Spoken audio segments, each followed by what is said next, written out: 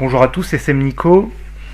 Avant de commencer la vidéo, je tiens à préciser que mon compte a été banni et bloqué pendant 2 semaines. Je peux plus publier de vidéos sur mon compte.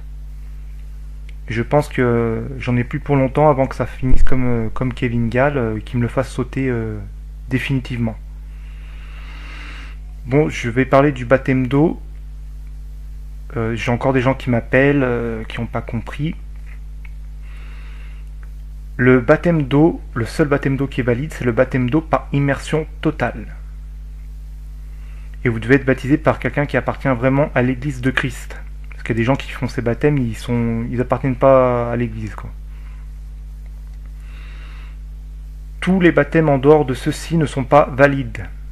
J'ai eu plusieurs cas, j'ai eu un cas récemment, quelqu'un qui s'est auto-baptisé.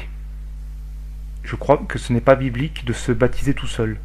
C'est-à-dire qu'il se met dans l'eau, il prête serment comme ça, il s'immerge tout seul dans l'eau. Je crois pas que c'est valide. Et si je me trompe, dites-le moi. Je crois pas que c'est dans la Bible qu'on puisse se baptiser tout seul. Sinon Dieu, je pense qu'il ne m'enverrait pas aller chez les gens pour les baptiser.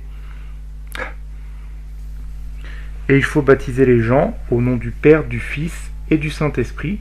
Pourquoi je dis ça? J'ai eu le cas où on m'a dit qu'il faut baptiser qu'au nom du Père ou qu'au nom du Fils, etc. Et je vais prendre la parole. C'est dans Matthieu 28, 19, c'est le dernier chapitre. Allez, faites de toutes les nations des disciples, les baptisant au nom du Père, du Fils et du Saint-Esprit, et enseignez-leur à observer tout ce que je vous ai prescrit. Et voici, je suis avec vous tous les jours jusqu'à la fin du monde. Le baptême d'eau est très important. Vous intégrez l'Église avec ceci. C'est comme vous signez un contrat avec Dieu. Et il y a quelque chose de surnaturel qui se passe avec ce baptême. J'ai vu des démons sortir de certaines personnes quand je les plongeais dans l'eau.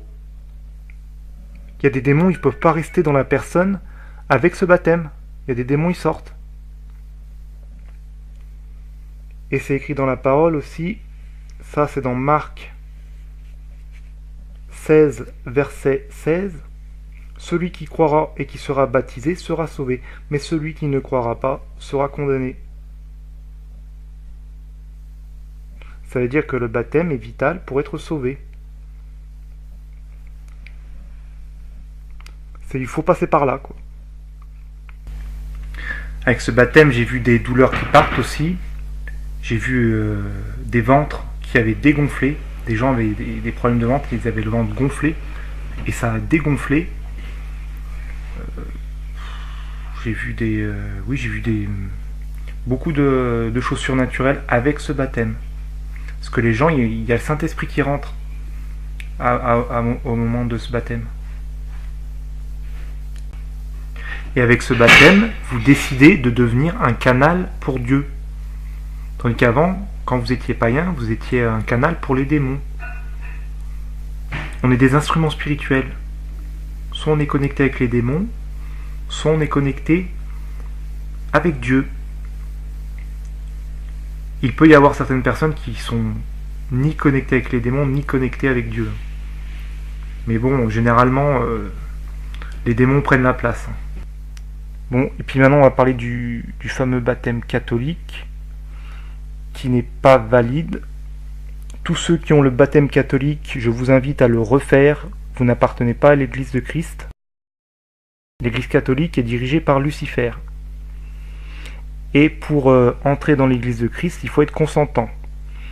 Il faut décider par soi-même de prêter allégeance au Seigneur Jésus-Christ. Et un bébé ne sait pas parler, un bébé n'a pas vraiment conscience de lui-même. Voilà, il décide de rien. Donc baptiser un bébé, c'est pas biblique. Et ça sert à rien, quoi. Et puis je pense, d'un point de vue spirituel, que vu que l'église catholique est remplie de démons, je suis sûr qu'ils font rentrer des démons dedans. Certains prêtres sont des sorciers, et en faisant ça, ils doivent jeter des malédictions sur le bébé, j'en suis sûr. Bon, à plus tard pour une prochaine vidéo.